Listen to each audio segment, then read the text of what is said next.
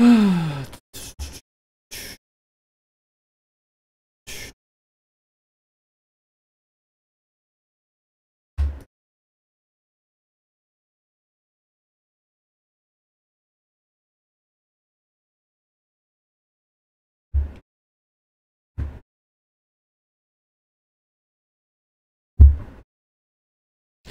I mean, when I have as many viewers as I did recommending that game, understand there's a reason why you guys enjoy that game. I can see some of the mechanics of that game that can be really appealing for space combat. So I wanted to wait as long as I could and play it as long as I could to try to get to the point where maybe it's enjoyable. Maybe it's when I get to control large fleets or something, but I have to get to that point, and I never got to that point, so I'm just not going to play it. So I think I gave it as much of a try as I'm willing to. So, and that's that.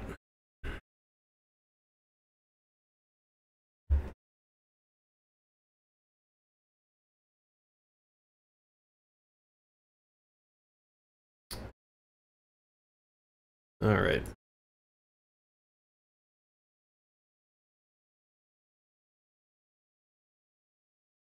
Hey, Simon, how's it going, man? I'm just swapping over to EVE Online.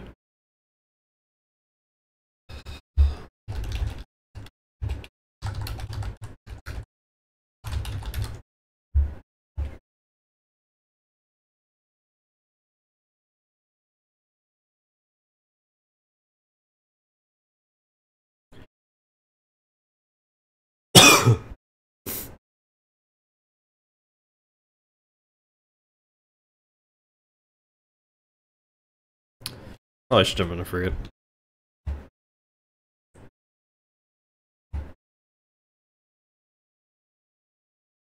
I think we have a succubus to lose. I think we still have a succubus we haven't lost yet. Yeah. Let's go lose this guy. Yeah.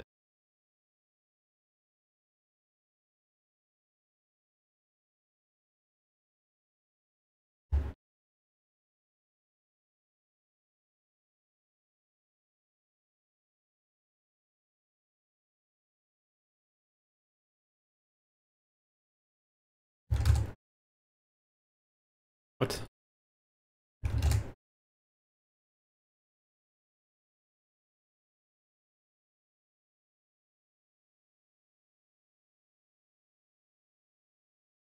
So you didn't actually drag... Okay. Oh, my numpad's off. Oh, that's why. That's what's happening. I don't know why that would shut off.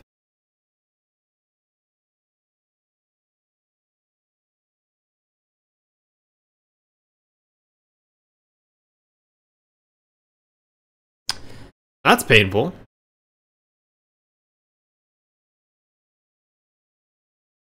Nope, nope, nope, nope, nope, nope, nope, nope, nope, nope, nope, nope, nope, nope, nope, nope, nope, nope, nope.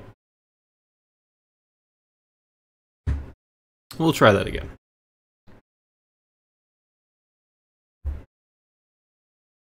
Get some music going.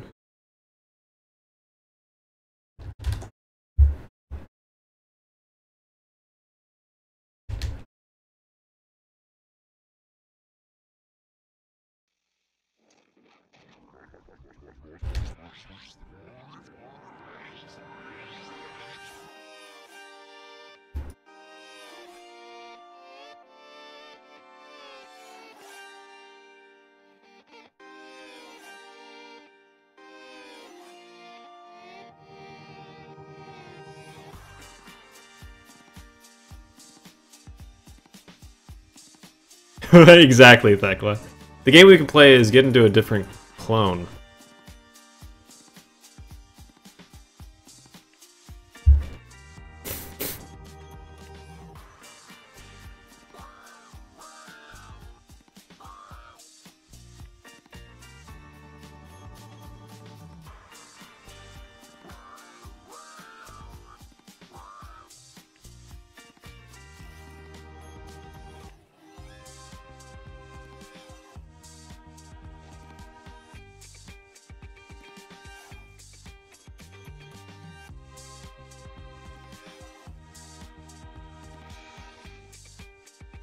Yeah, just re-rolled it.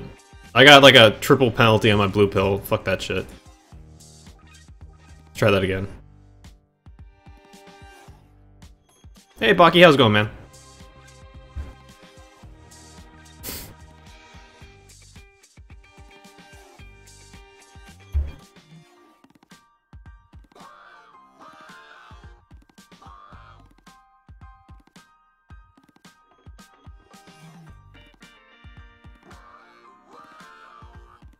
Not too shabby, good.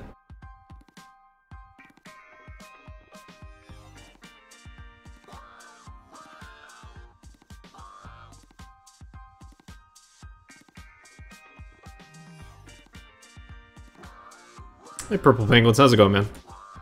Welcome to the cast. Probably gonna be doing a little bit of freaking stuff today.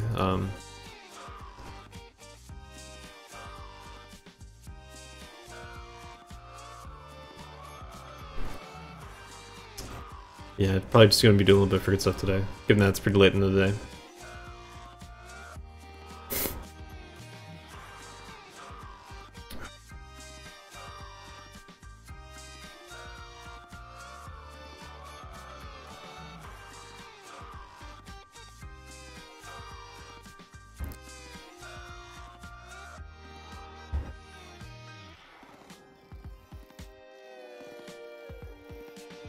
See, I don't mind that roll. I think it's a pretty good roll. I'll go with that roll. How about that?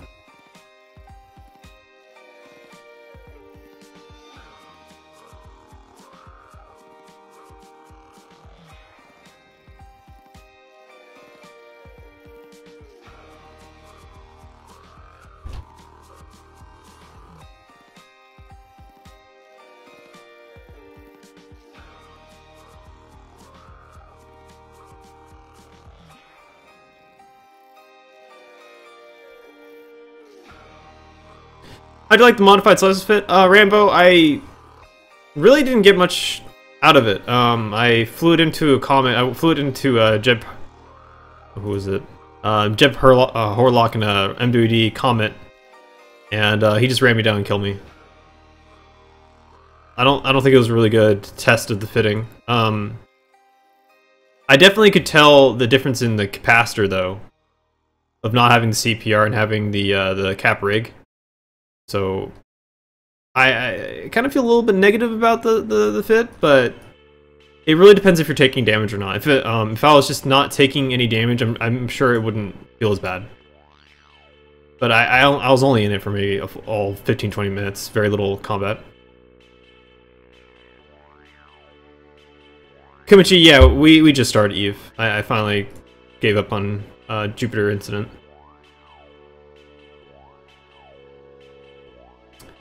Any news on the timeline for the new skin system? Well, wait until next week and you should hear more. I don't think there's anything really solid about the new system.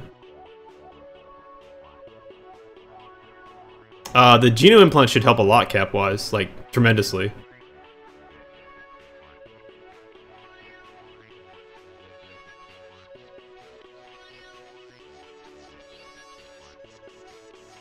Call the ship Angel Wing? No thank you. I'm trying to block off that part of my memory.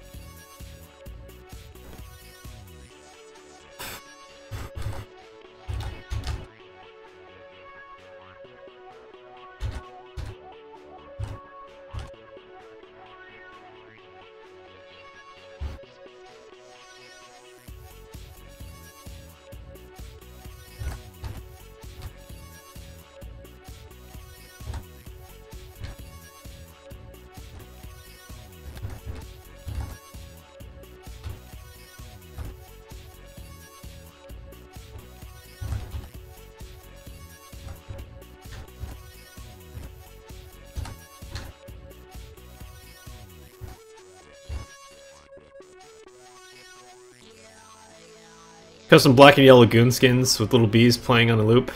Gonna happen. Maybe one day, who knows. I'm gonna bug report this shit someday. But it seems to be whenever I do this radial movement of moving my mouse and I watch it occasionally, instead of just doing the radial action, it occasionally will click behind. And then it will change and select things I don't want to select. I don't think I'm double clicking. I don't think I'm clicking twice when that happens, so it's not even possible for me to do that. Don't do that. Don't fucking warp. Don't you dare fucking warp. Thank you. This really weird issue. This issue I'm having right now is that I'm using the radio menu to initiate warp and other things from my overview here, and then it will click the name and it will cause me to organize my overview differently. Well, I can't kill you. I probably can't even kill you with sentries, so I'm just gonna try to warp here. No, no, no. Servertick says no. See you, Matt.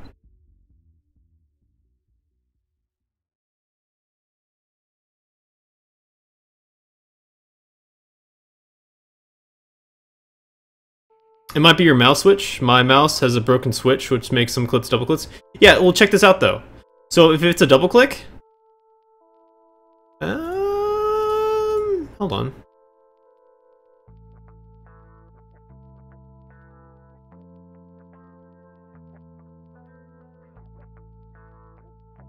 It's not doing anything.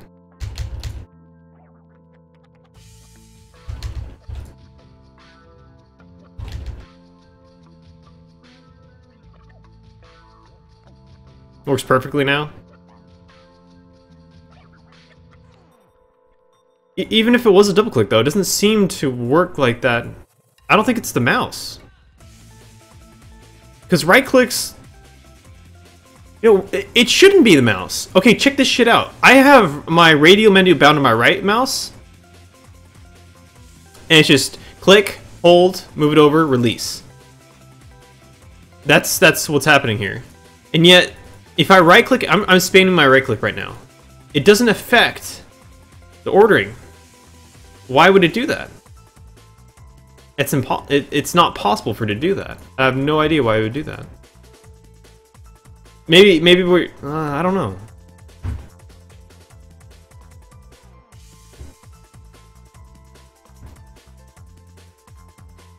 Oh, hey Darwin, how's it going, man? Get funky. There's a Darwin tracking app. No. We just hit you with a GPS thing while you're drunk one day. It's like a microchip now.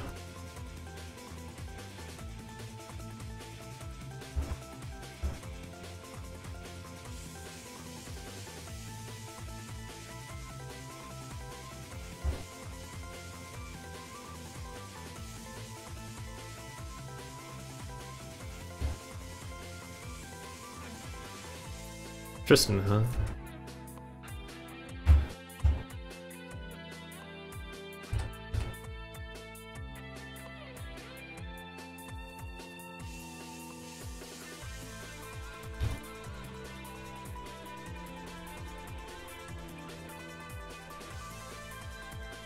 If Cargo's here, I don't know what the issue is, honestly, Error. That's just the thing. It seems that sometimes when I use the radial and I drag over one of these lists, it will click it with the left mouse button. But when I use the radial, I don't left mouse. I don't know really what's going on with that.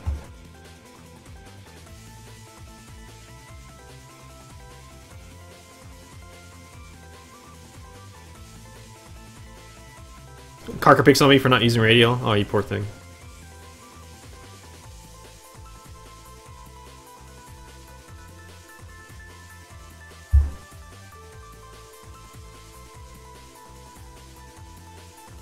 I think I'm just going to give it a 10-second count before going into a Plex to see if the person that's inside the Plex is just going to warp out, regardless of me going into the Plex.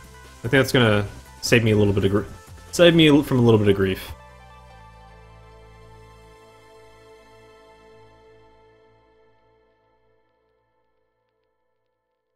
I still haven't fully learned the radial, Ash. I use it for orbits, I don't use it for keep it range.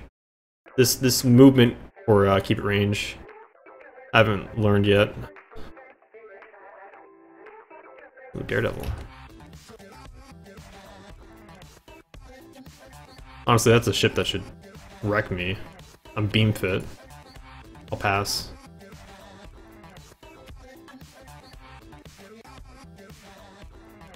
I think I'm heading towards Ardar, right? Yeah.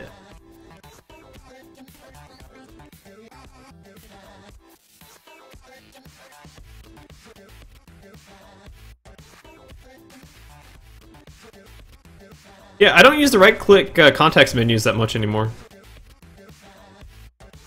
I prefer the radial because the radials update. Whereas the right-click context menus do not update.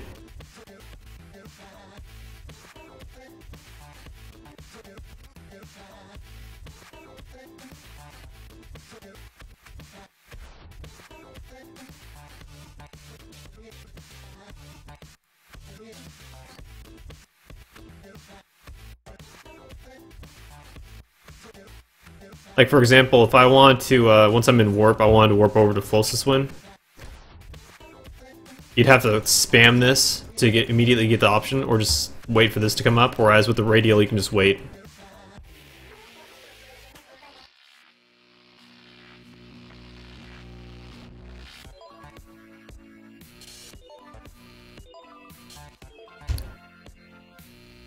I almost brought a Cyclone out here, sir. Why do you tempt me? Why do you tempt me with this? Where's his missile launchers? I don't see any missile launchers on this ship. Oh, they're there. Okay. Looks like he's ham-fit. Hey, Darwin, I have a question for you, dude. Is VSync not working right now in the current Eve Tranquility build?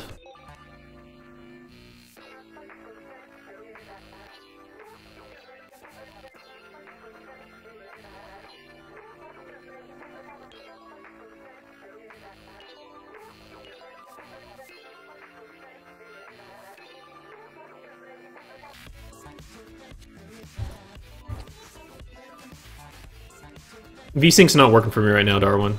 And I have it enabled, so... I don't know if you can see it in the stream, but I'm just getting tearing right here. In warp tunnels and whenever I move my screen up and down.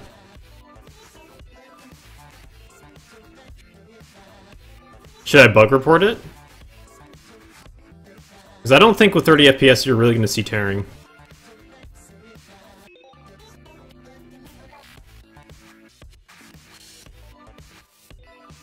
I mean, I'm getting the lock. It's just I still see tearing.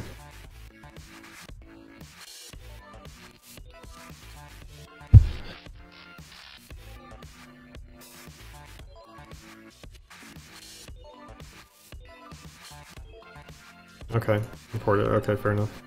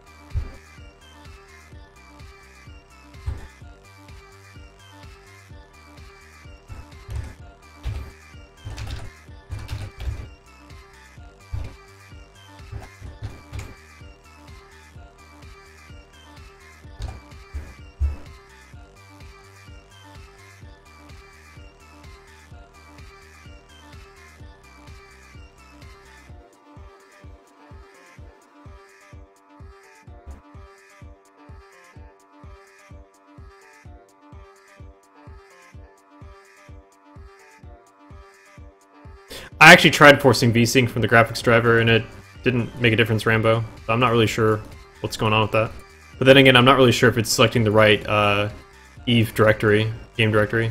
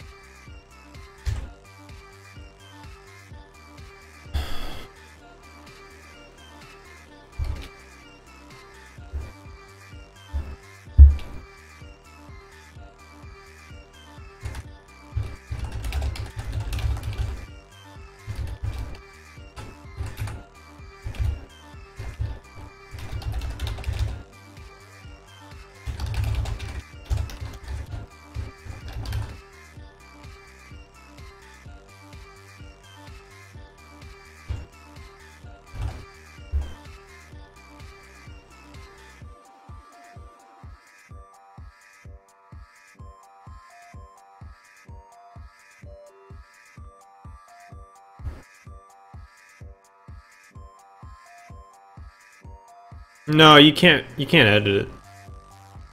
Oh no. Yeah, I'd have to go. I'd have to log into their interface though. It's easier just to make another bug report.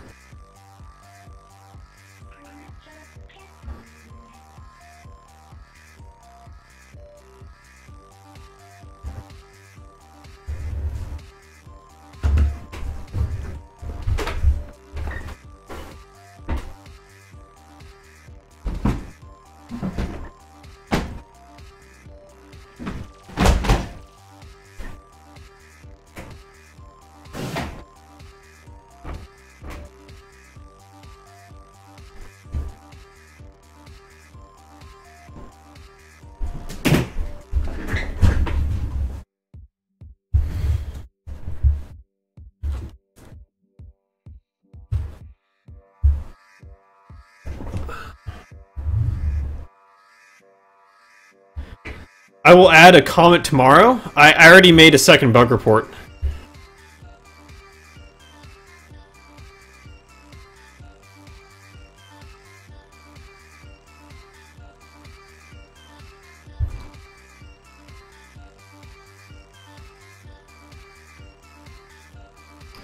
Unfortunately, Darwin, the current bug reporting system means that you can't edit bug reports.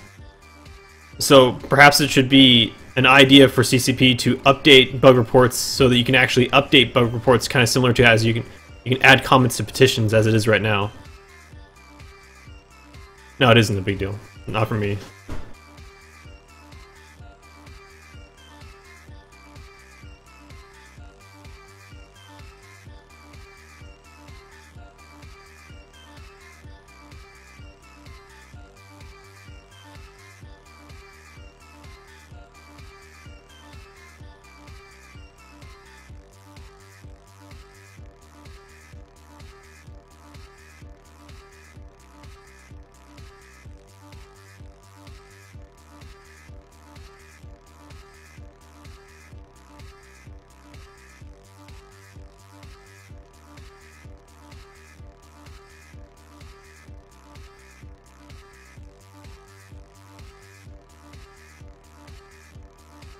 Yeah, I already did it, Darwin. It's all good. Usually I do not have a developer in here that's going to amend a bug report of mine with more information. It's kind of a unique difference to have.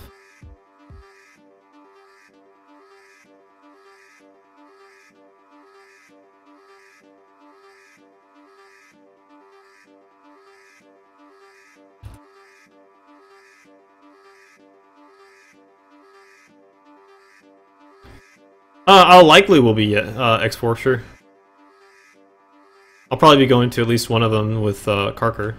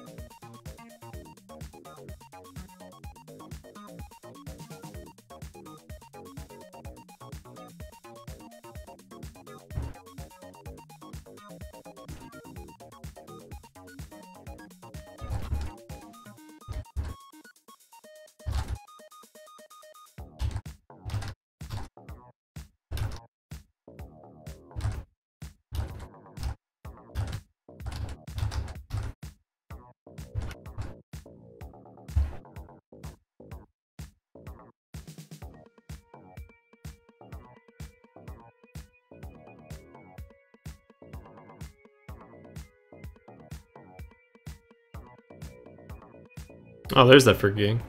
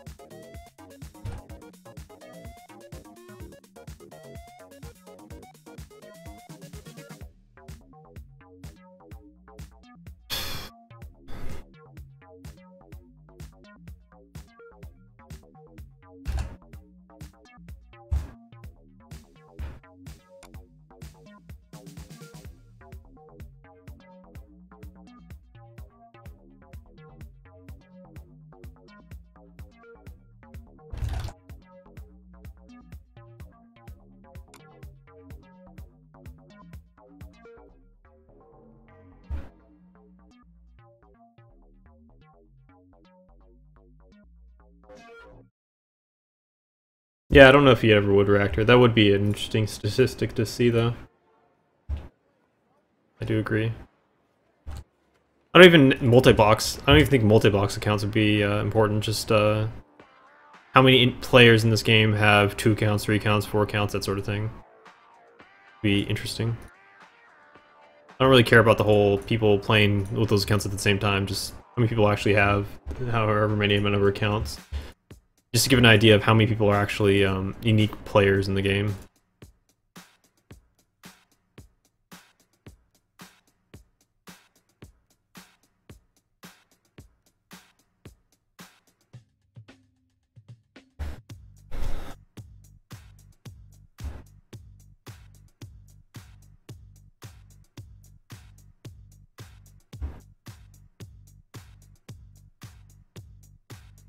Yeah, new pause chunk.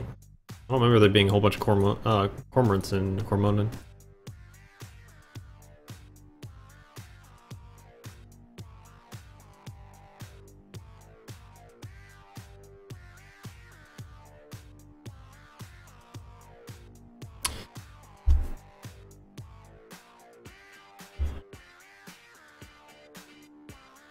Or how many of them actually have cats?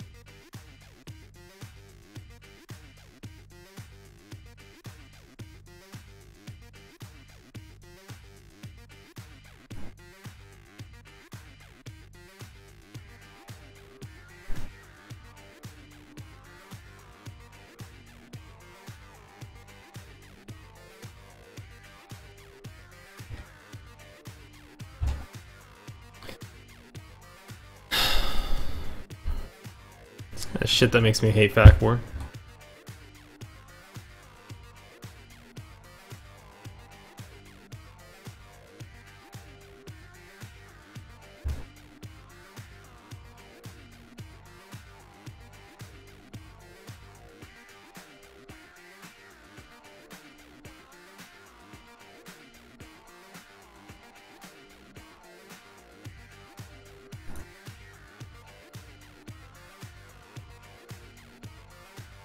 Hey, at least how's it going, man?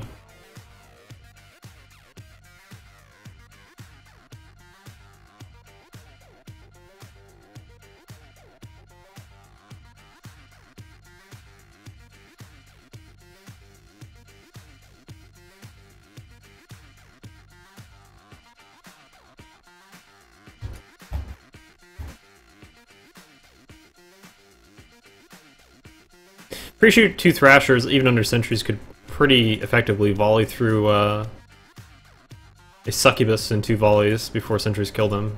I don't think playing that game would be intelligent. Suck if I get the Humanitis. Yes, yes. Lucas, what are you doing in here?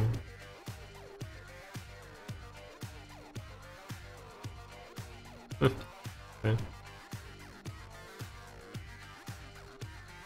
Name your crew after CCB devs and watch them suffer. Oh dear.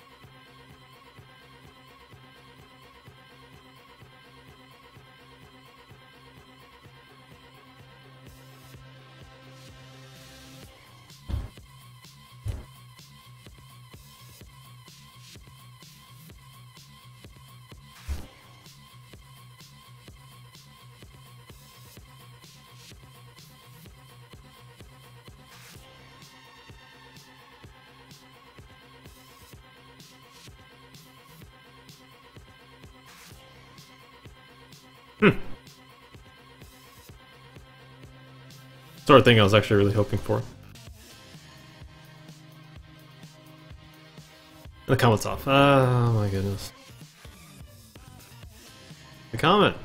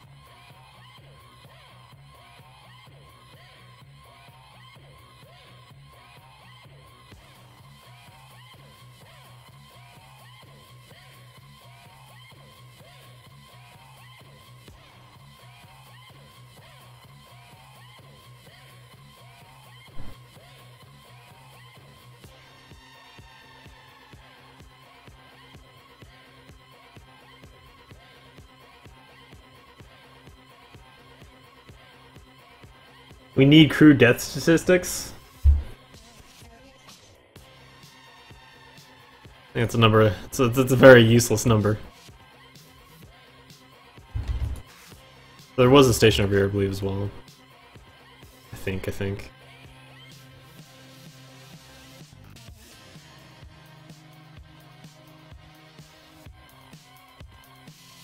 This Comet is all over the place. Is he? No? Okay, never mind.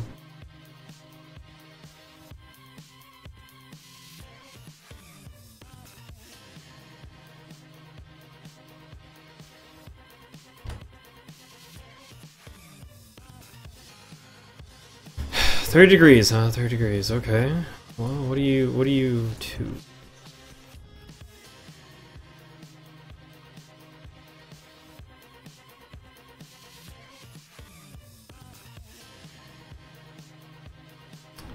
Better question, do I care?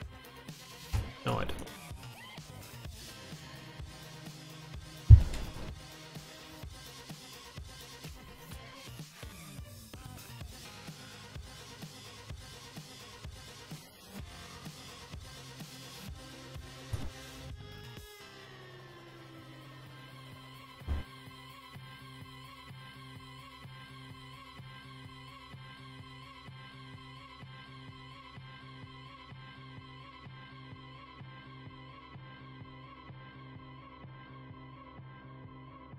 CSP has number for the crew def stats. It was even part of a trailer. Well, I mean, all you have to do is look at types of ships lost, the number of ships lost of each type, and then put some random statistic or random attribute for the number of crew that are generally going to be part of those ships, and bam, you have an estimate. I don't think a player-made estimate is any better or worse than a CSP-made estimate. I have no idea if CSP is keeping good, close track on the exact number of each type of ship that's been destroyed.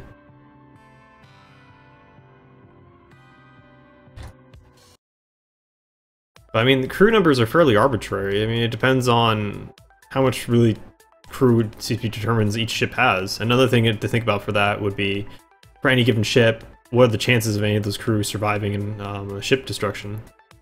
Another thing that you'd never really be able to extrapolate from that kind of a estimate is, okay, what kind of a fight is it? Is it like a long drawn-out fight where you expect crew to be able to escape? Or is this going to be something where you have a bunch of thrashers that volley a ship and explode it into smithereens, and that crew wouldn't be able to make it out?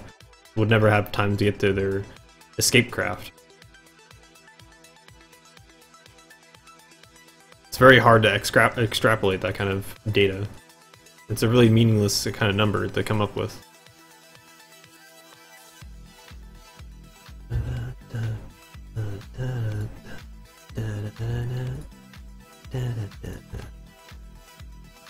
No one has Tengu links up. Somebody.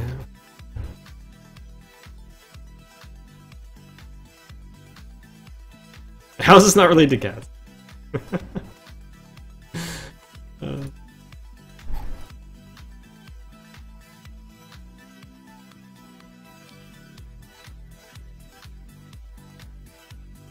Yeah, I hear you, Darwin.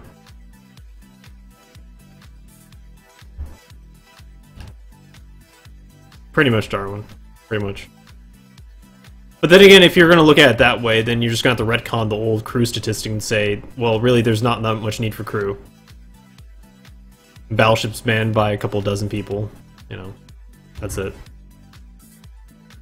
And I think you could also go into, say, cloning or whatever. I don't know. Just retcon until it makes sense.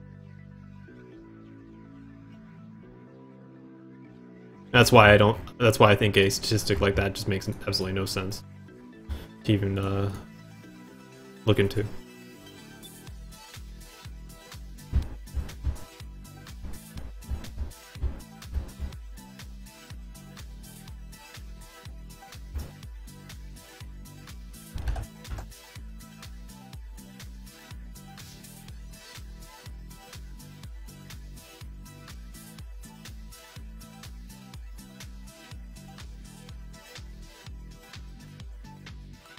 Grow the people in their duty stations. Yep.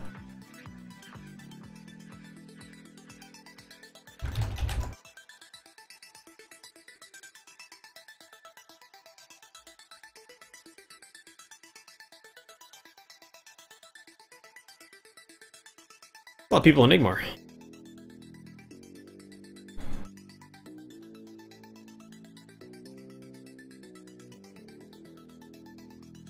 Oh, it's all these cruisers crew guys. Yeah, calc.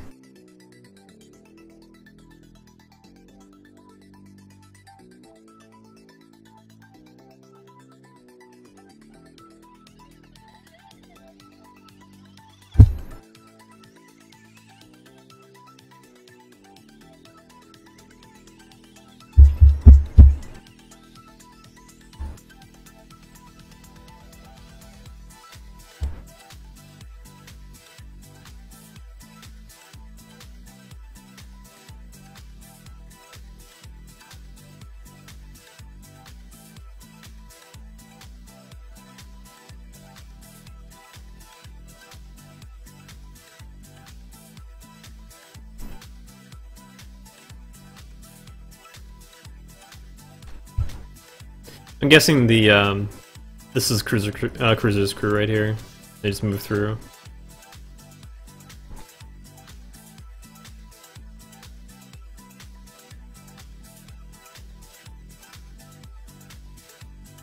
Kaz cool. I mean, pretty much from the level of technology that seems to be around the EVE universe, I think more or less full automation would be the case.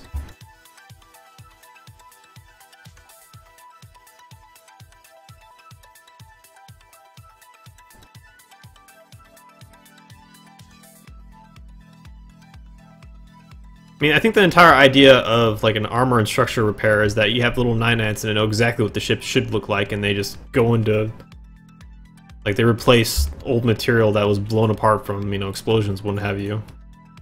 But, I mean, looking into the science of EVE Online and you know, what technology is available to the denizens of this galaxy, it's pretty fantastic stuff, as in fantasy.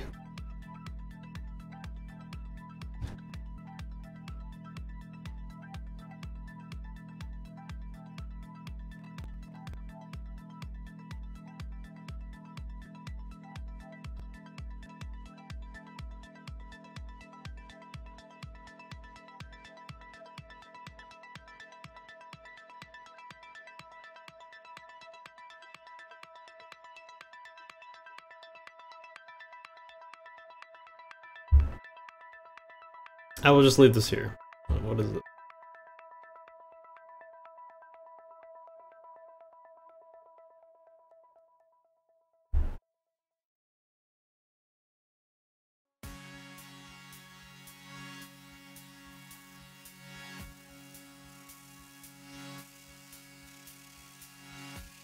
Yeah, pretty much Darwin.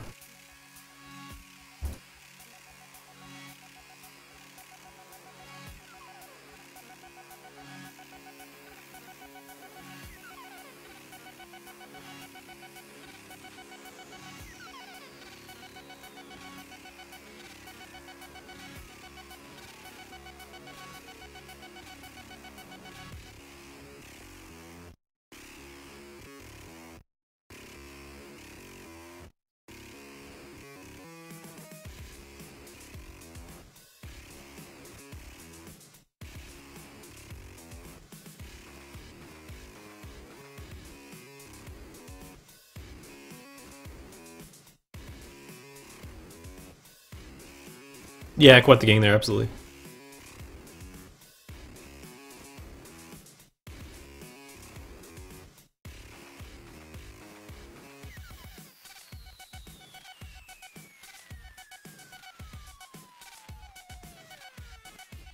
It was absolutely a happy cat.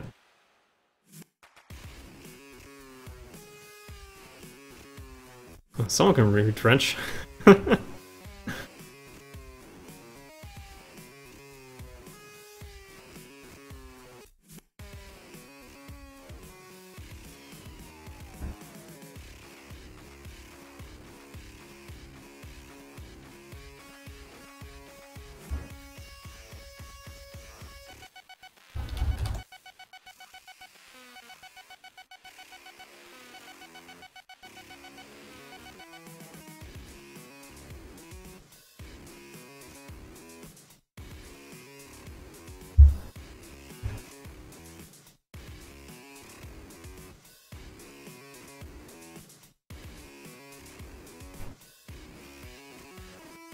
Hey Zao, how's it going, man?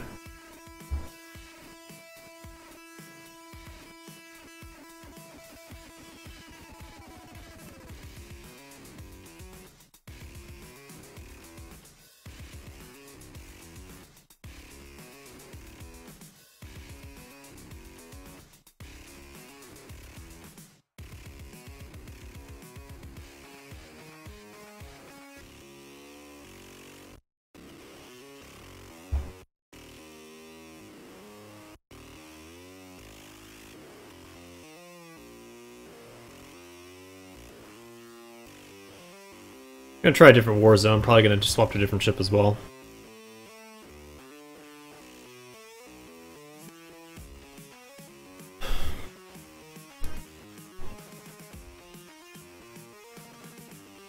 All the emails. Man, I don't think I have those enabled, fortunately.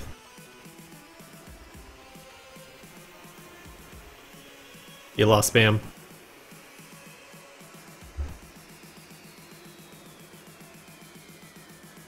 Props from Cody.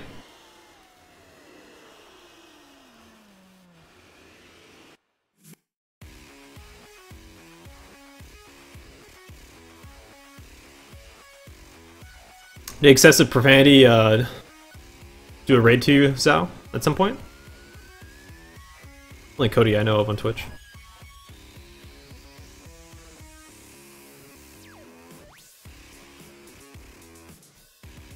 Fat raid, nice, very nice.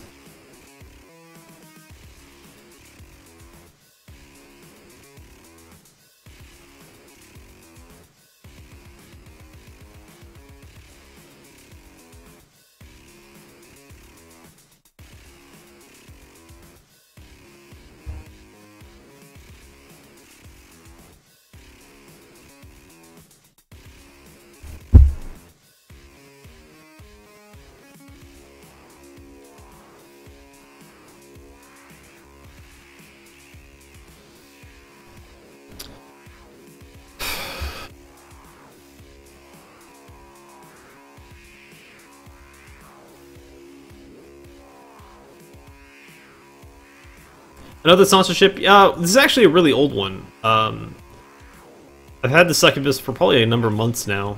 Just hasn't ever died. Probably gonna put it back in the hangar and move on to another ship fairly shortly here.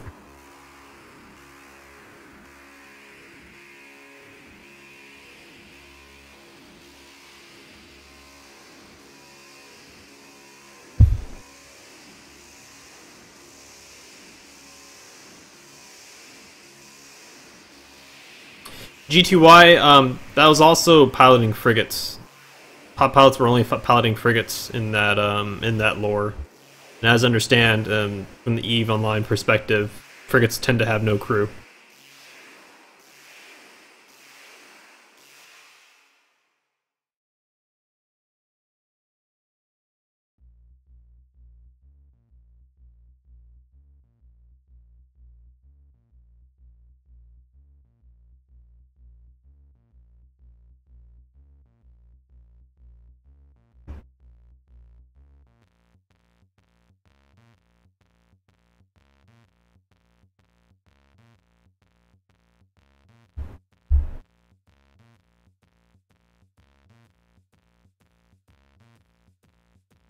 Yeah, I don't think they had capsuleers really flying in larger ships during that event in the lore. Yeah, Darwin, I know.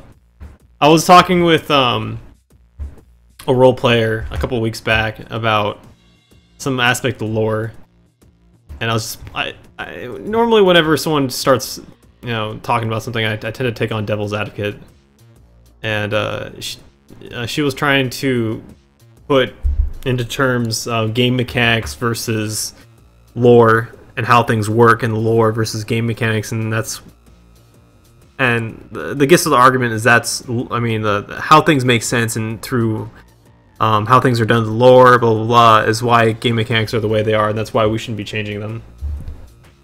And then she's using lore reasoning for why we're not changing game mechanics, and it's pretty frustrating to argue against someone that's going to use that as their basing in an argument and sees no flaw in it. So let's just say I got tired of that argument very quickly. Alright, well, and what to fly?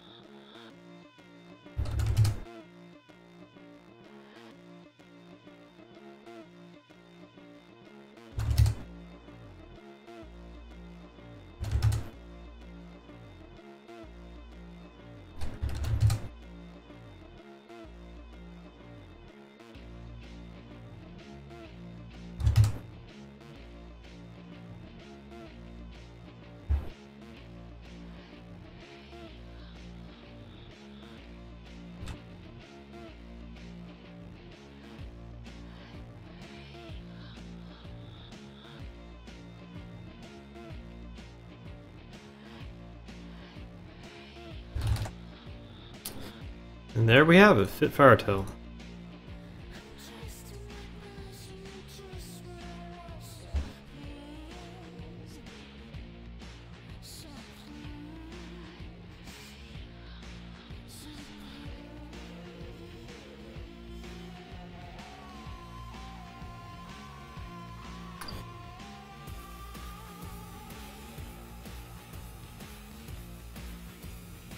I always thought it'd be awesome if, for example, your sensors are limited to seeing certain wavelength bands. And if you process at just the right speed, you might be able to hit a blind spot through the blue shift. Wow. Talk about making the game 10 times more complex for little gameplay value. Yeah, absolutely.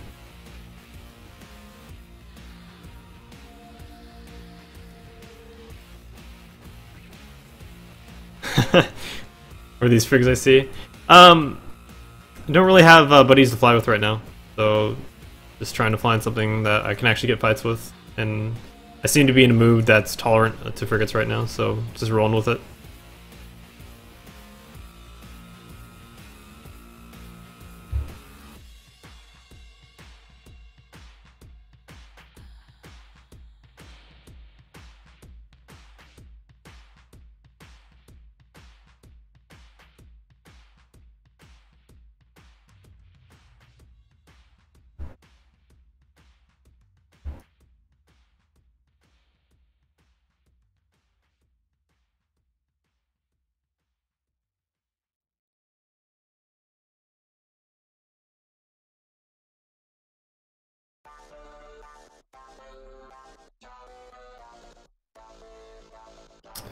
Yeah, G-Money, I normally do fly in larger ships. It's kind of my thing.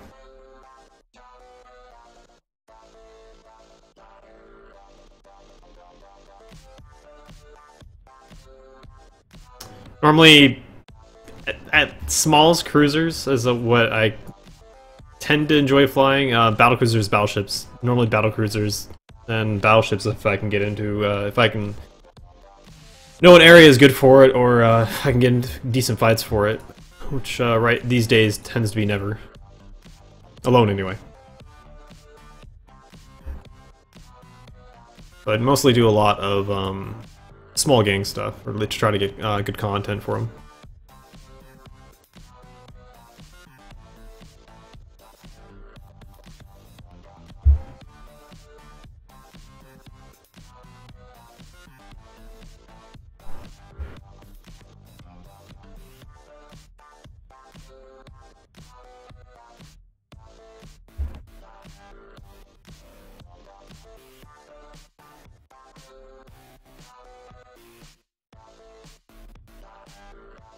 X4, I don't think that would necessarily be a good thing. You don't really want someone that's pigeonholed into one aspect of playing the game.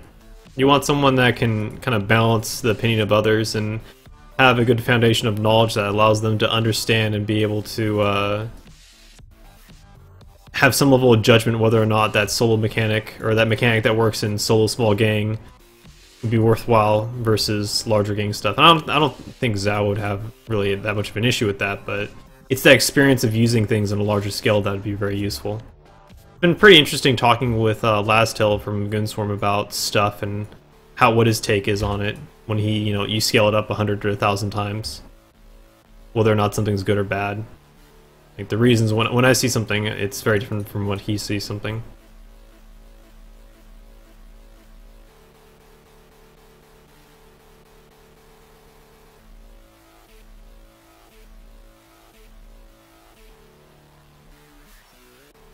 One thing I really do like about Zao, though, is that he tries stuff. He'll actually go out there and try it.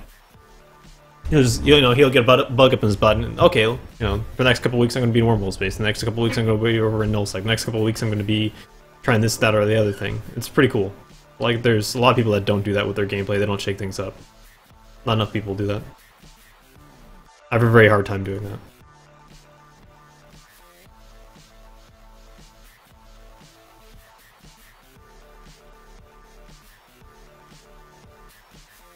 Yeah, I've never, ever touched PI. The only time I ever touched PI was when I accidentally go into planetary mode and then get my ship killed because I'm in planetary mode and I can't interact with your normal grid controls. We'd have cat gifts in game 100%. Yeah, well, we definitely have gift support. Like innate gift support in game.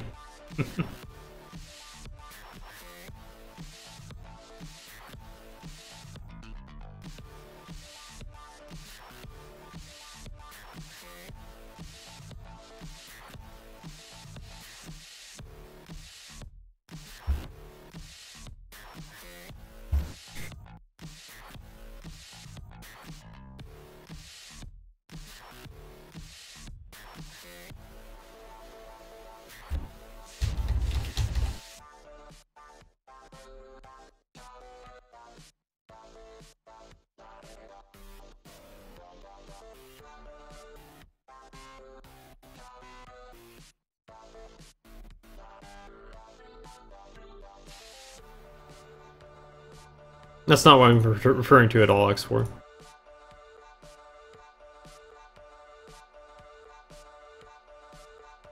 Knowledge of the how and whys for small gang solo does not really scale well. It does not really apply well to large fleet scale stuff and running alliances and politics and how a change can affect the actual bigger aspect of the game that is found in sovereignty space and nullsec space and wormhole space, that sort of thing.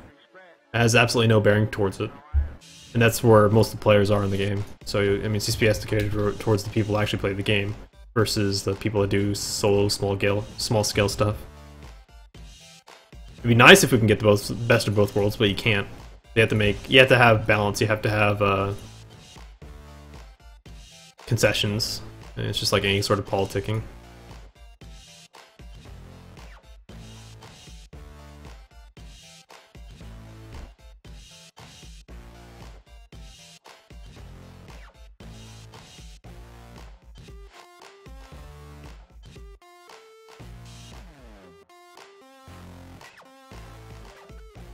Yeah, Malix, burner missions are no joke, man.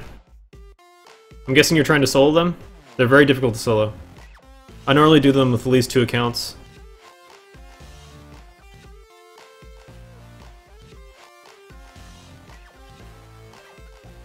Oh yeah, the succubus is not a terribly fun one. Yeah, the pirate burners are the worst.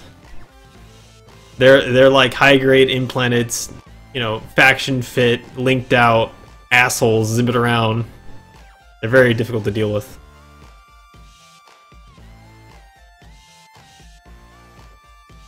Personally, I think the worm is the worst.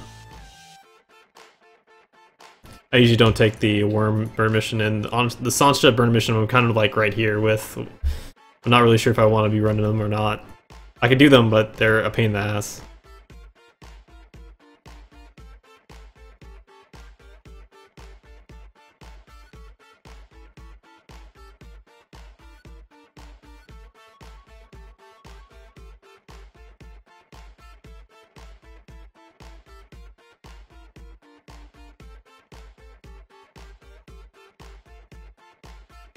I once used the anti-Sancha fit against the worm burner, mistake. Yeah. Not only does the worm like volley incredibly well, it does incredibly good DPS too. Just retarded little frigate. The burner worm is just ridiculous.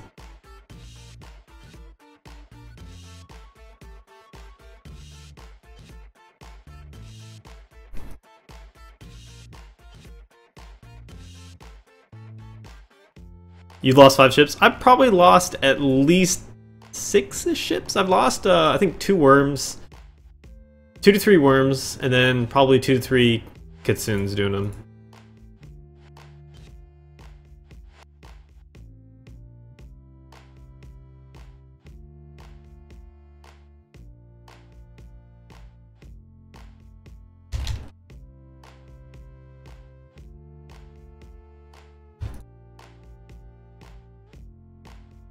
They aren't even profitable? Oh, they're wildly profitable, Malix.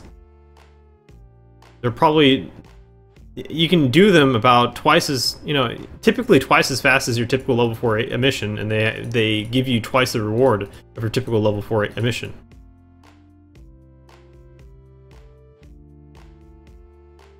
Now, it's probably the same rate for doing level 4 missions, maybe, if you're fitting specifically like a counterfeit assault ship before taking them on. It really depends how you pull them. But I do them with 2 accounts, and I typically finish a given burner mission in about 5 minutes at most. That's just warping to it, getting inside, setting up, killing it, looting, warping out. 5 minutes.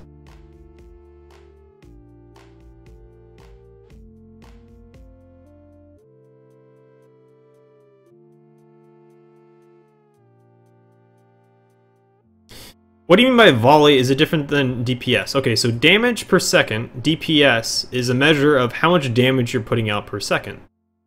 Volley is just a term that relates to how much damage you put out in a round of shots. So for example, I'm using artillery, which has low damage per second, but high volley. So you can actually see it in the little pop-up window here. I do 140 DPS per second, but the damage caused is nearly 900 damage.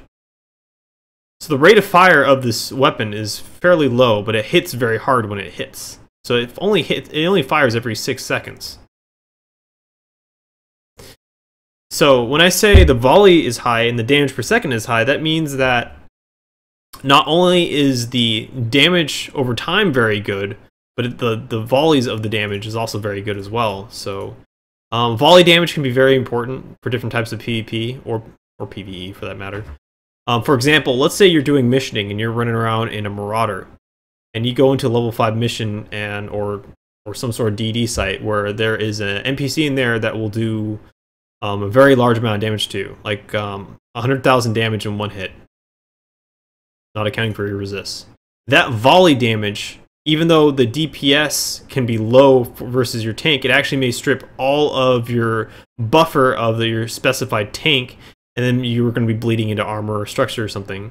Even though the damage per second, like that volley only happens once every minute, once every 2 minutes, something like that. Even though the DPS would be low, the volley amount would be high enough where it would still break your tank.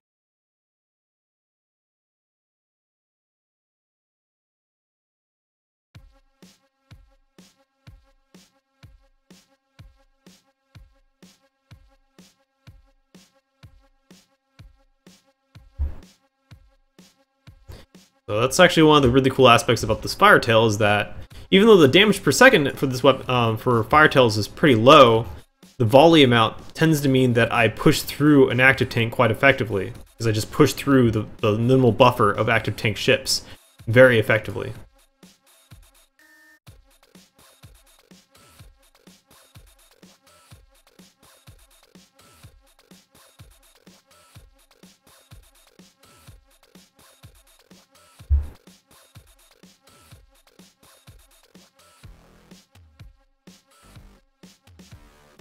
So a lot of commentators, whenever they're talking about damage being applied to in any video game, whether that be League of Legends, Dota, World of Warcraft, EVE Online, people just say damage per second for the amount of damage being put onto from one character to another, one ship to another, whatever. Quite frequently, and they'll be using the term DPS just for straight damage. So if let's say that one ship just took a huge chunk of damage, that commentator may say, "Oh my gosh, that ship just received a lot of DPS." No, that's not how you use that term. They just received a lot of damage, or they took a big volley, they took a big hit. It's not a sudden amount of DPS. You would see a spike in damage per second, but if that person was applying the whole time, it's straight DPS, but you just have volleys happening occasionally.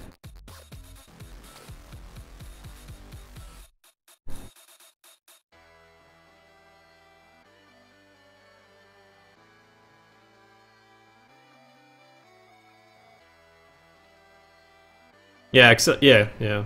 You guys are explaining the whole warp to 10 thing.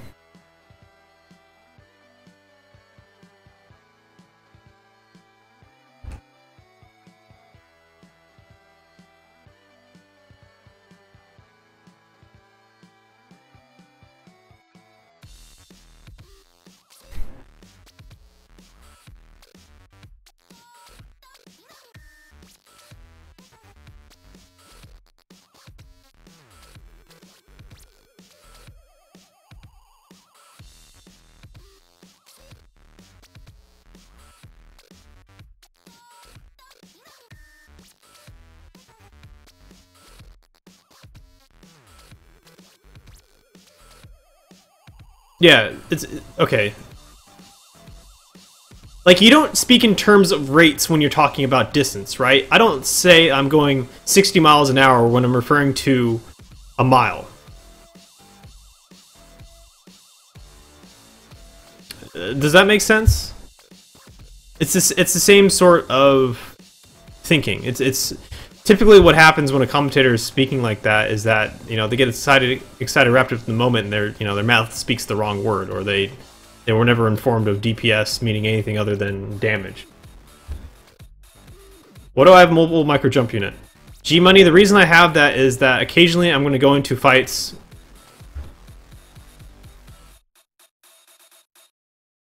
Occasionally I go into fights with kitey chips, so such as slicers or garmers. Things like that are going to long point me aren't necessarily breaking my tank.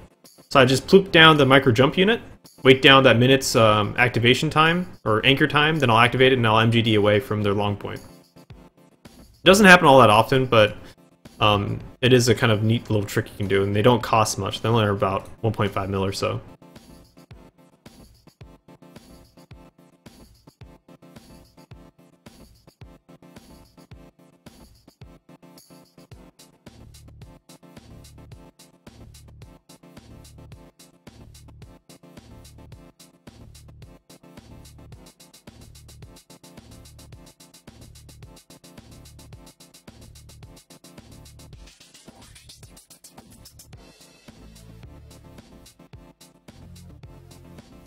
Yeah, G-Money, it is. It's something that players just don't really think about with the new structures that have come out recently. They don't really think in terms of them still. It's been a very long time, and they're still not really thinking in terms of them. I don't really know why. I think more people should be doing it. More people should be using multiple structures. But I think it has a lot to do with the scale and size of PP these days.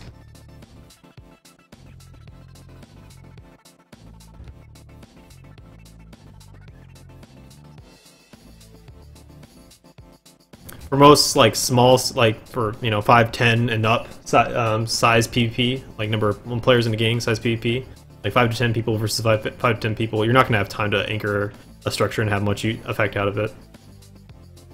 Usually, like, the only time you're really going to see anything like that is with capital ships using depots to refit, like refit for stabs or something like that, in a desperate attempt to get away, or desperate attempt to swap over to a tanking fitting and fit up that way if they're not in range of their carriers. I'm expecting this Daredevil to head over here. I'm just waiting on the outside a little bit. I want to get the fight with the Daredevil, or at least I don't want to get a 2v1 where the Jaguar holds me down and the Daredevil kills me.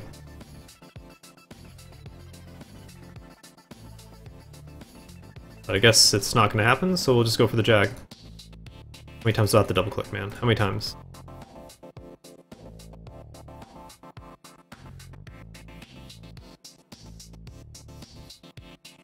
Well, here comes the Slicer.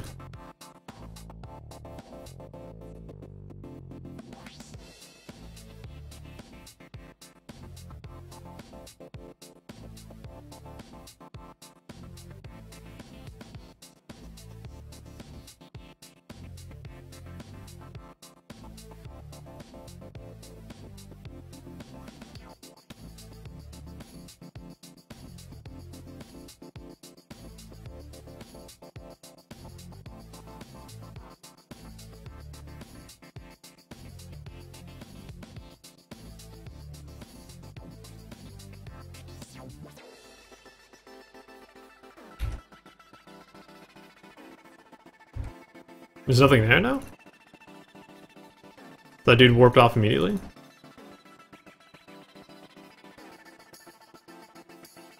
Or did I just... Or was I... No, I was at the small. I'm assuming that the Slicer is not alone.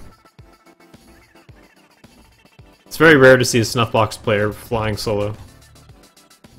Not something their organization does at all.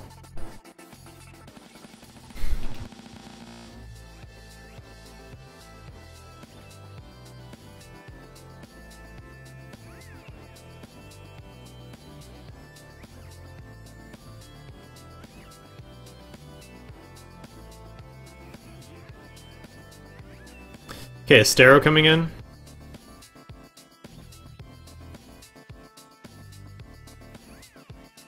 So he has probably a Stero with him, I'm guessing.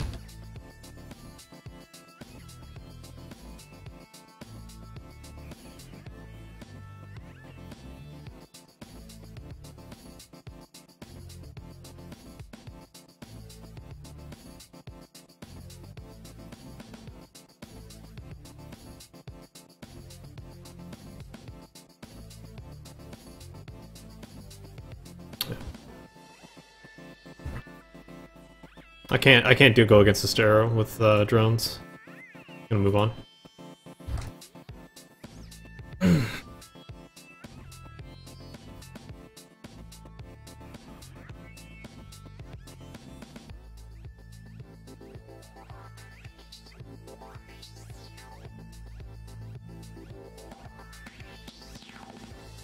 How do you avoid getting blobbed as a streamer?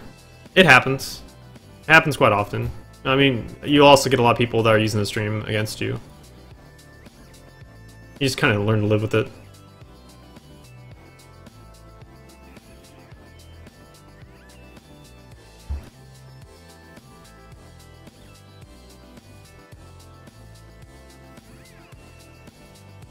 But that's a big bonus, big plus to flying around in a frigate, is that you can move. You're very agile. You're going to be able to move around and get ahead of people, as well as get past a lot of gate camps just by your agility.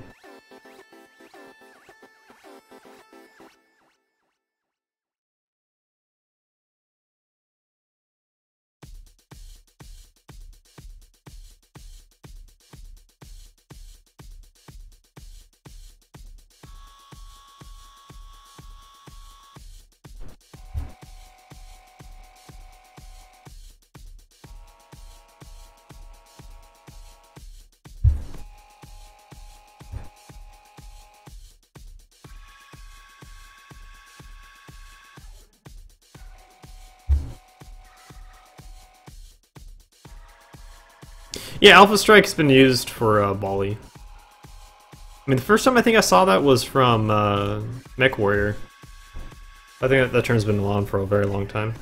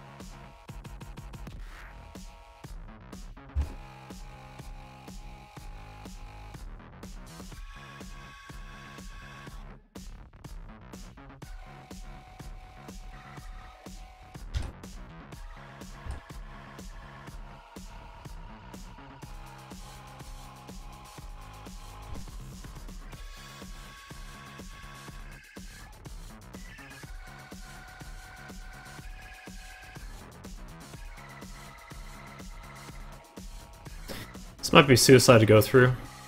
All these guys have to do is swap over to their sniper mode and they should be able to catch me with their interceptor scan res. We'll see. Oh, they're all on the gate. Cool.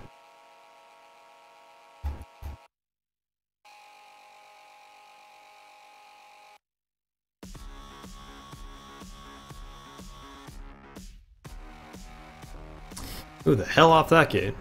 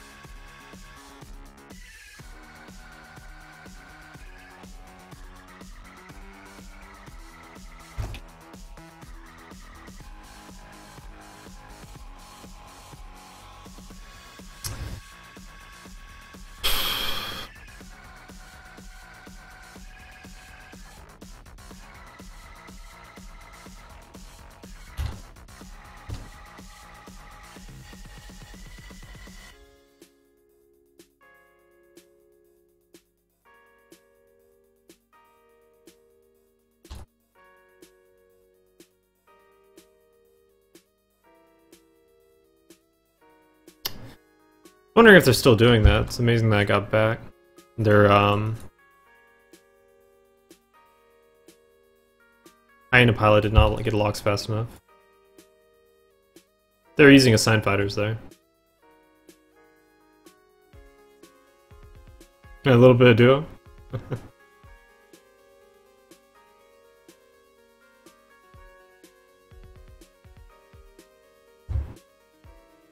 No, they had plenty of webs, they just didn't get webs on fast enough. They needed remote SIBOs or something on their webs. That's going to be another 40 seconds for me to initiate that reload. No, I can't even use it right now. This is a really annoying bug.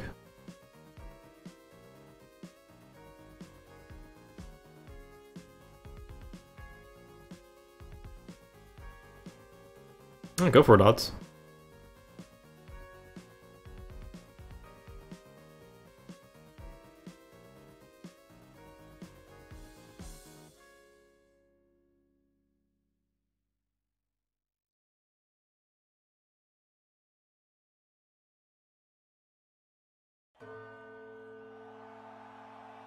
I used to run around in a battleship in nullsec. That used to be one of my fears, is interceptors tackling me on gates. It happened occasionally. People would point me and I couldn't really do anything about it.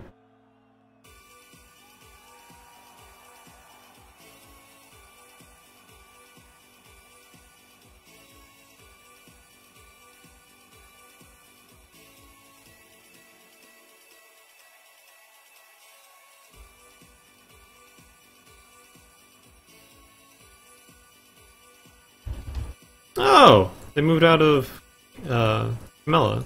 That's why Camilla's so quiet these days.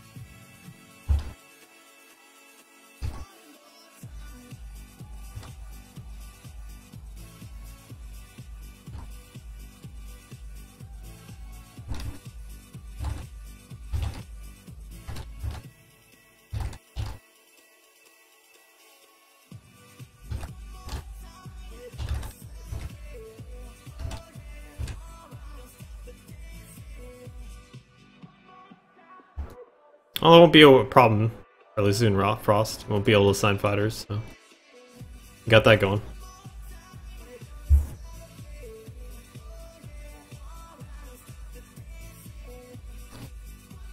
You used to not be able to have the effect of your drone modules on fighters. They used to not affect assigned fighters, and then the change was made where they affect assigned fighters. That's what happened. You also had, for the longest time, you didn't have drone damage amplifiers, and those were added to the game, and suddenly fighters are able to do a lot of damage output. And then you had the fighter buffs, were made faster and all that jazz. There's a lot of changes that made assigned fighters be really good.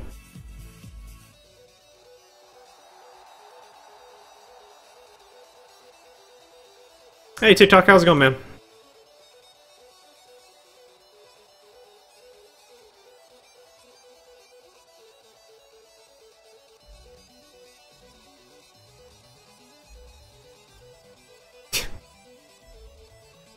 Fuck you, frigate! Why can't you be something bigger? Grow up! Go to the gym! Get buff!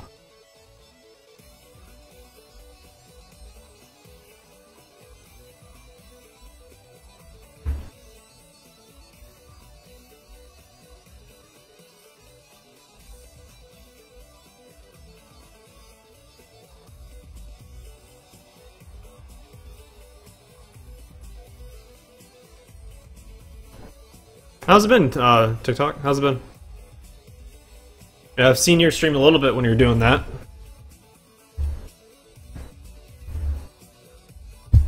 Yeah, link usage is definitely up, and it's only getting greater and greater, for sure. I can't stop playing I Want Isk. I can't help you, Neg. Do me a favor though, don't post links. Don't post links. Not to that site. I have no desire to see link spam for that. That will be a ban. I'm really curious though. It's pretty much the same as Blink, right? We had a little bit of link spam from it the other day, yesterday I think, Neg. Kinda angry about that.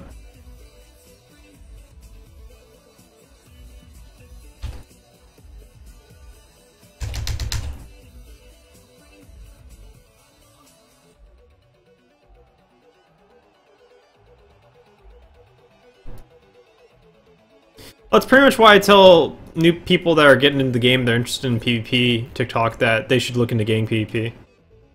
Gang PvP isn't near as bad, but if you're looking into really small scale and solo PvP, it is fucking awful, especially if you're trying to get into it. Not only is it not going to make any sense, but everyone is power gaming out of their ass using things like off-grid links and implants and expensive stuff. I don't think so much the issue is expensive stuff, but it's just really the gang links that push over the edge for me.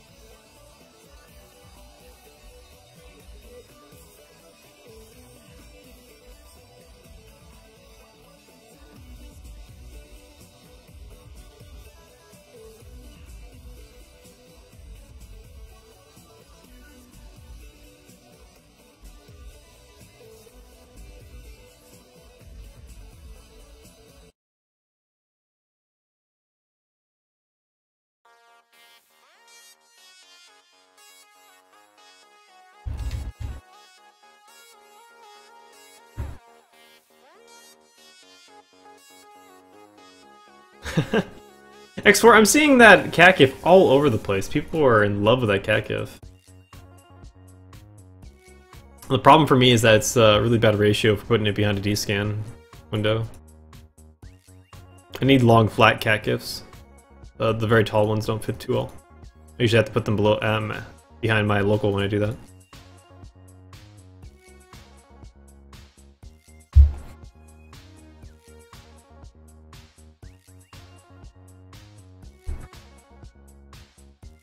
We're forgetting the sweet cost of $50 a month though, TikTok.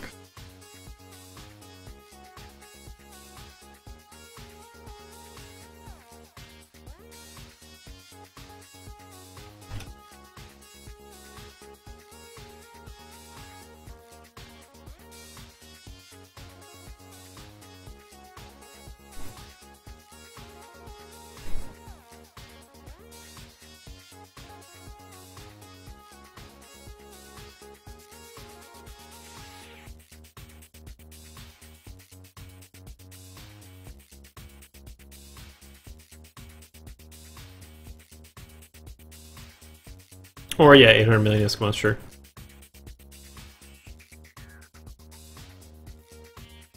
Yeah, AoE ECM? Oh jeez. I would love for there to be AoE ECM that will lock out players for 20 seconds, multiple players for 20 seconds when spammed. That'd be great. No thank you. There already is a form of AoE ECM. You have an ECM burst and then you have Mothership ECM burst. And it's pretty inane.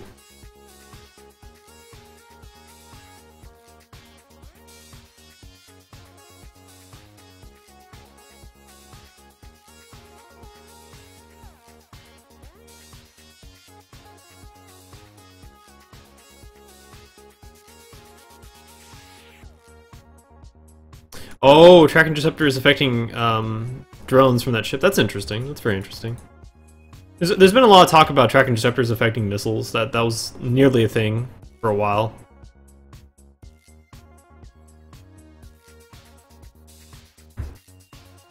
Never got there.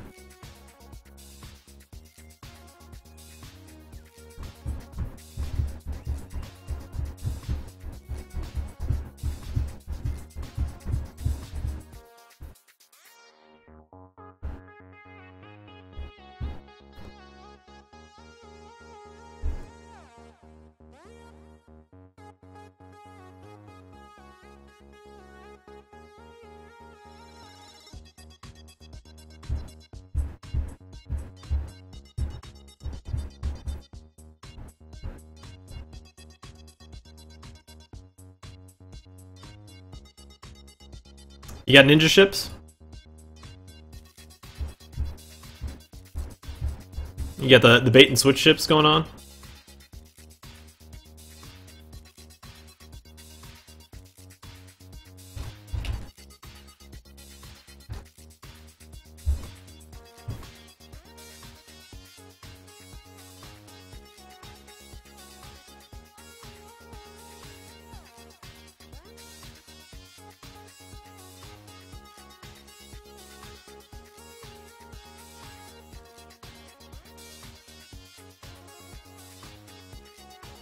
Yeah, EVE is a pretty gorgeous game. I think the biggest next step for EVE Online would be upgrading their textures. Their textures are falling behind a fair bit. If I remember correctly, though, Darwin... I don't remember if it was Darwin, but there is a little bit of talk on how much detail they can actually cram on each ship, and it's actually a more involved process than I would think it would be.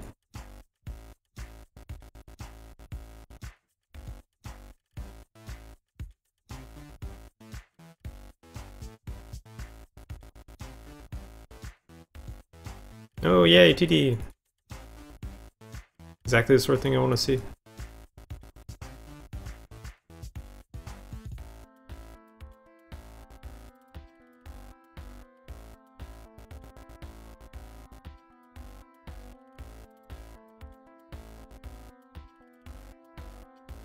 Yeah, the new lighting engine was amazing. Or I wouldn't say so much the textures, but just the general appearance of the ships. I don't know if it's texture. Is it texture that would affect? I don't know if that's the right term. I guess you're right. The lighting did help the look of ships, the textures quite a bit, but you still have a lot of issues, say, with windows on ships, or the lights, or whatever you want to call them. Like that looks low res. This looks low res. Those windows look low res. When you start zooming in, you start getting into issues. But then again, I mean, you're zooming in a lot on a ship that's supposed to be seen like in a little bit of a distance, but yeah.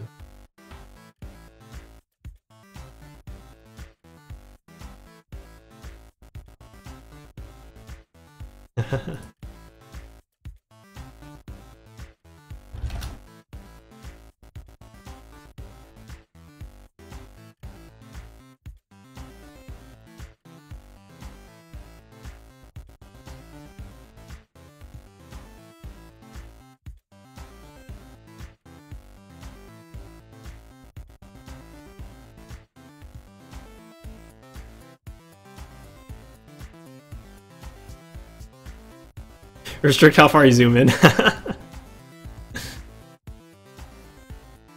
Partially, yeah.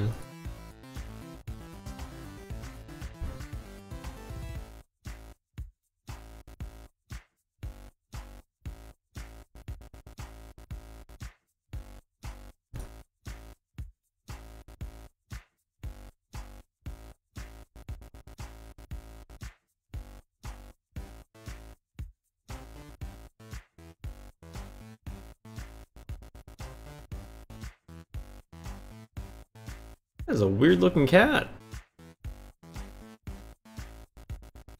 Definitely a frightened cat, just a weird looking cat. Because recon, sorry. So I don't know how much longer I'm gonna be going, man. It's pretty dead in Fact War right now.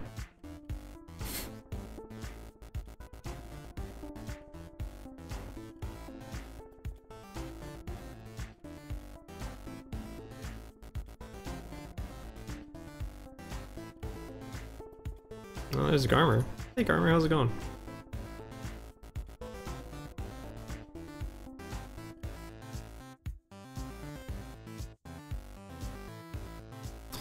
I wish active armor tanking was a real thing when you compare it to shield multi-ASB mods. It is a thing. You free up your mid slots for tackle and E-War and other things. It's definitely a thing. I don't think it's the biggest deal when you're comparing armor tanks to shield tanks is that ASBs take out the capacitor out of the equation for shield tankers. So suddenly your tank is independent from capacitor. And that's what makes them so powerful.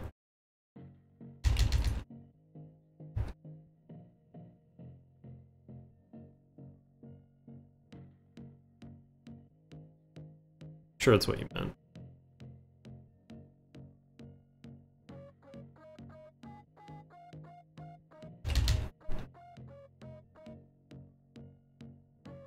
I mean, the drawback is that you can't really, you're limited on the amount of tank you get, but when you look at large and XL ASBs, they definitely put out a really good tank for the fact that you're capacitor warfare immune. I mean, that aspect of the whole tanking equation, I completely agree. It's shields are far and above superior to armor tanks.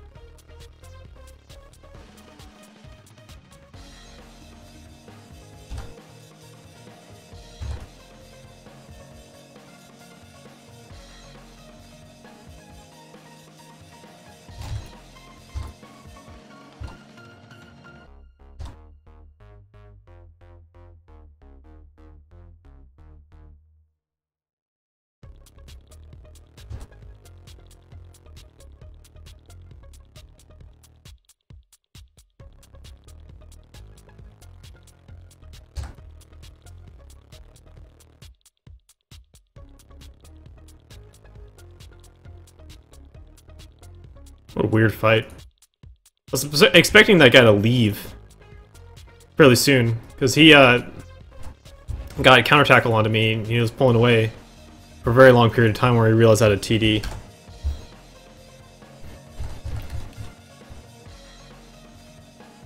If I was him and I got TD'd from the start and I didn't get tackle, and that guy didn't have tackle me, I would just left.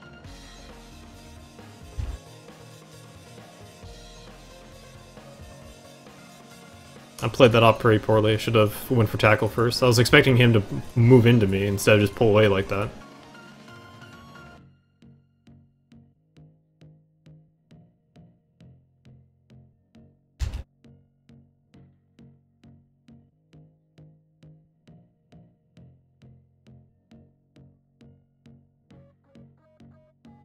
Yeah, I didn't need that tackle anyway, for sure.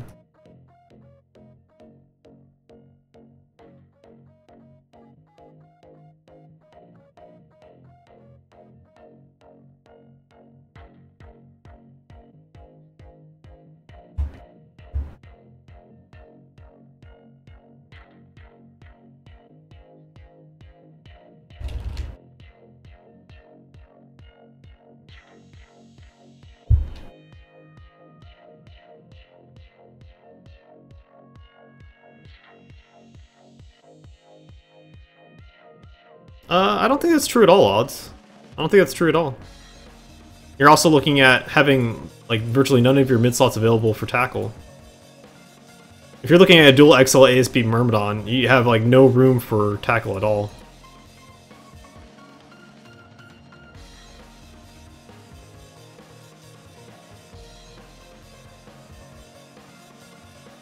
I mean, that's the difference between armored tanks and shield tanks. Shield tanks get better damage output. However, they don't have the extra mid slots for tackle or whatever. They don't have the utility of armor tankers.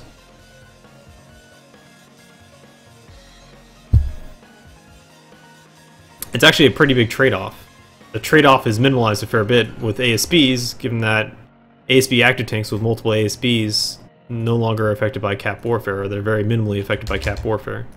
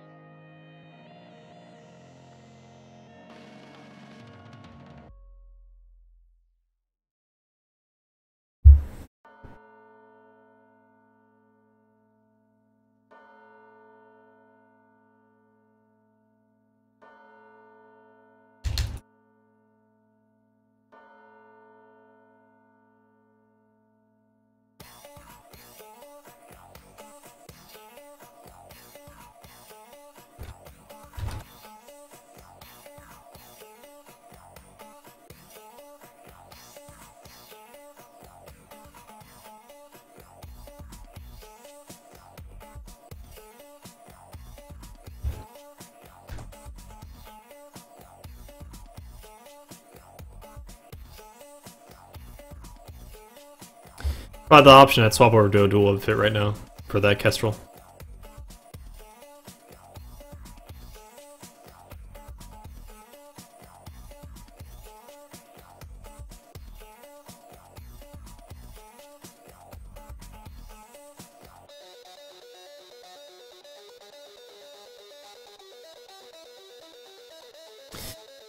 In fact, if this guy is a dual web, if he is dual web with rockets, I think he's just gonna orbit me at 500 and kill me. We'll see how it goes. I think the TD might kill me here. Then again, I do have a newt.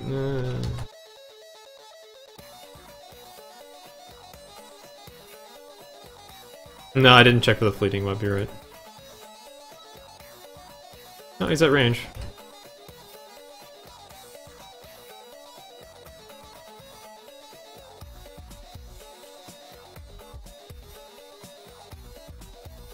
And that seems to be link speed, so he's linked as well.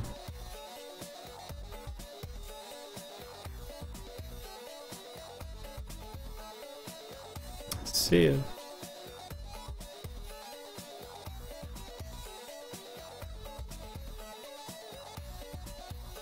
Links or snakes? Probably snakes.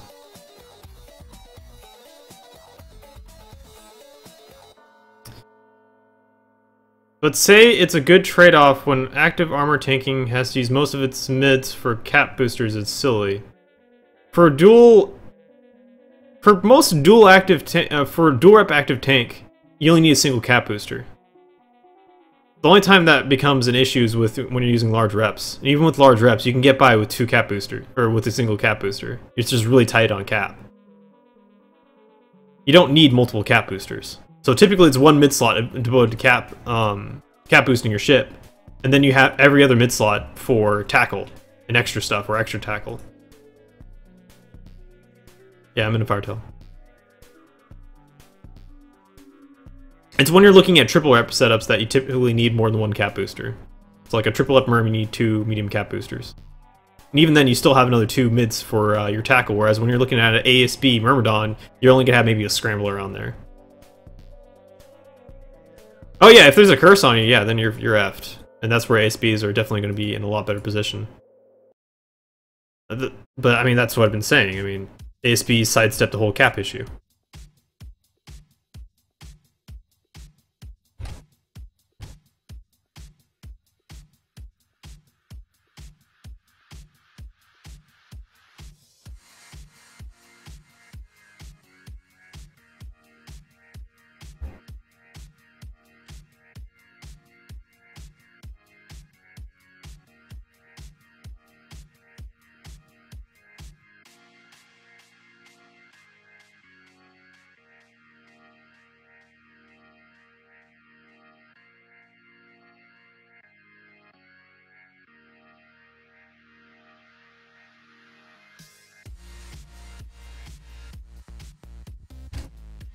An odd pairing.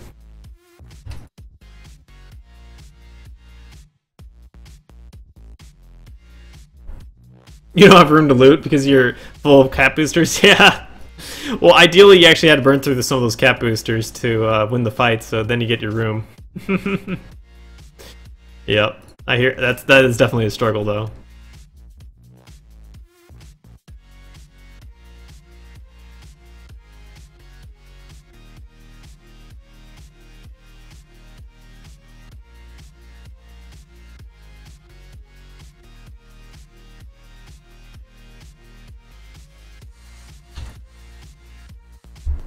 Man, yo, do it, Sal, do it.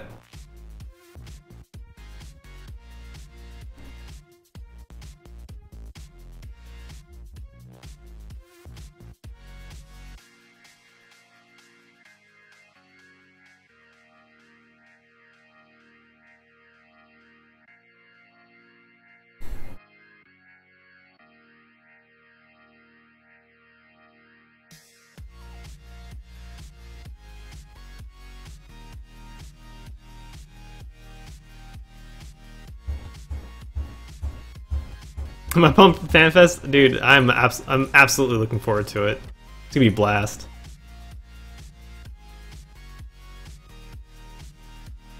I'm worried about my sleep for on the plane though. I'm probably gonna be a zombie on Wednesday, and I don't know if I'm gonna have enough time to get over the time shift for FanFest itself. Thursday, Friday, Saturday, Sunday. I'm sure by Saturdays I'll be doing a lot better, but I'm the kind of guy that needs to sleep, and I doubt I'm gonna get the sleep I need. We'll see how it goes. Hopefully I'm gonna be in a good spirits when I get into Iceland. I guess it really depends on the weather too.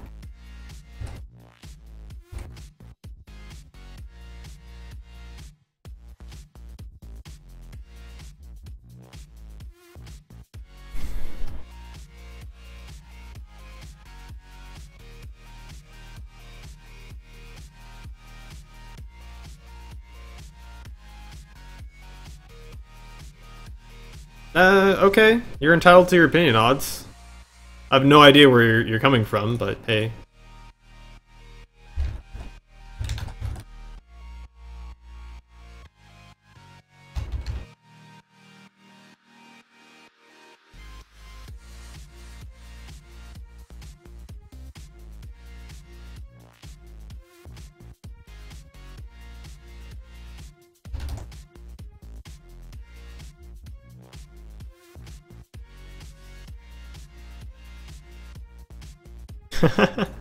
Oh, that guy's probably in militia.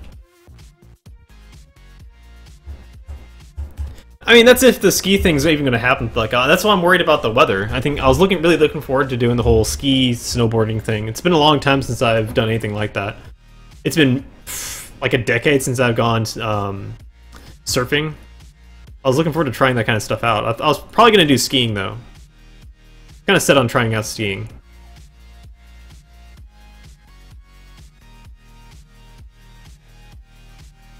Have you seen your Finn around? I've seen him around a little bit. I don't know if in the last couple of days. I think he's moving. Yeah, I think Odds is right. I think he's moving.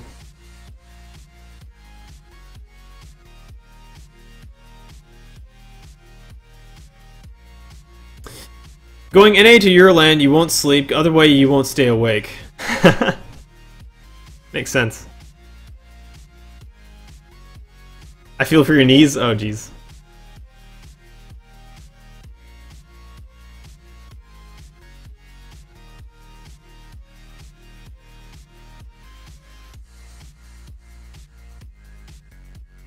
Take Ambien. Out cold, it's almost like time travel.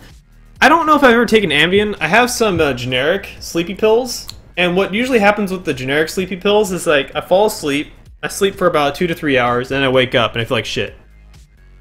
It usually doesn't work for me all that well. Even if I'm on my correct sleeping schedule and it puts me out when I should be sleeping and I've been sleeping at that particular time normally, it doesn't work for me. But I think it's probably the dosing. It's probably just something that's only going to be in my system for a couple hours, then it wears off, then I wake up, and then I'm wide awake. I'm guessing Ambien's dosed for like 8 hours or something like that.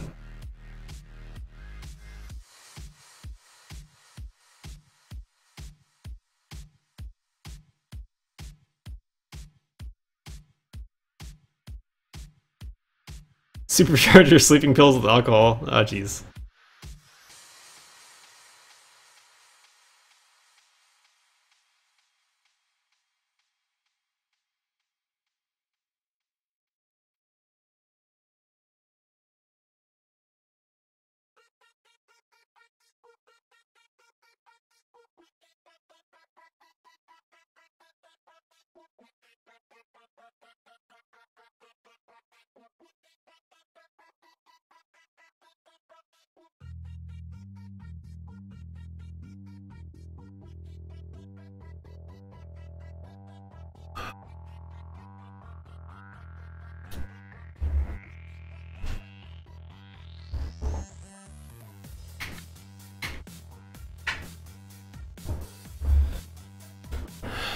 Fly business class, chill out.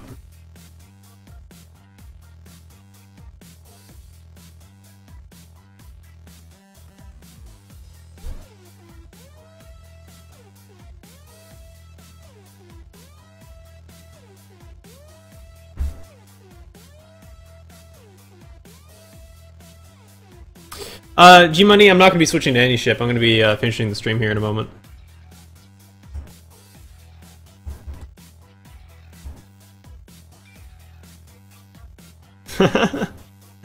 Malix, I might try it then. I might try doing the sleepy pill, like a different kind of sleepy pill, then, just to see if that does anything for me. Because I'd love to fall asleep and just wake up there. Because essentially, I'm arriving in Iceland at 7:45 in the morning, which would mean I'm like right on target for when I should be sleeping. So that'd be amazing. That would be utterly and completely amazing if I were to sleep like that. But that would also mean that I would have slept for like, I don't know, like something like 18-20 hours in the past 24 hours. It's gonna be really weird in my system. I don't look forward to I don't know how I'd feel after that. Just doze off as much as possible in the plane.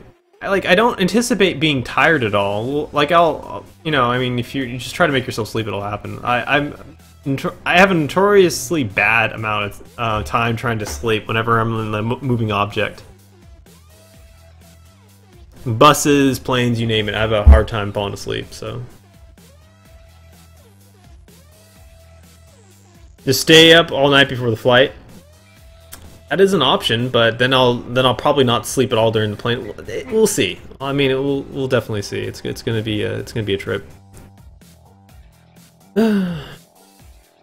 Anyway, guys, that's gonna be it for me tonight. We'll probably be streaming on. I don't know. Actually, I don't know if I'm gonna be streaming on Monday. I still need to pick up winter clothing tomorrow after work.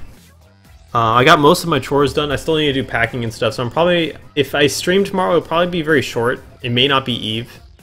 Then on Tuesday, I'm leaving for the airport around 10:30 to 11 a.m., so I'm going to be out pretty much, you know, from Monday on, likely.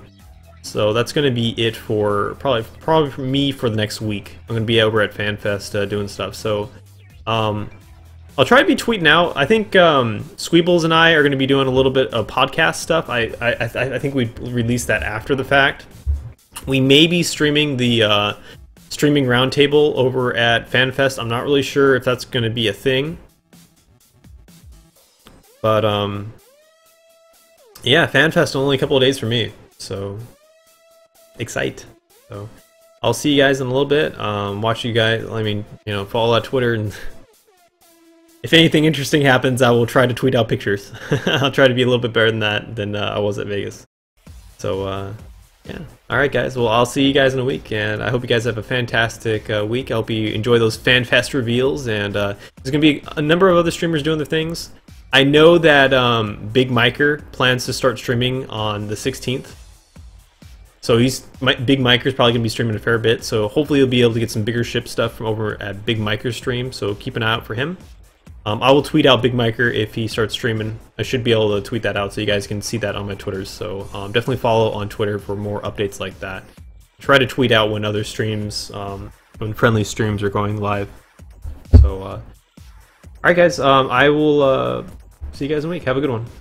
Fly reckless.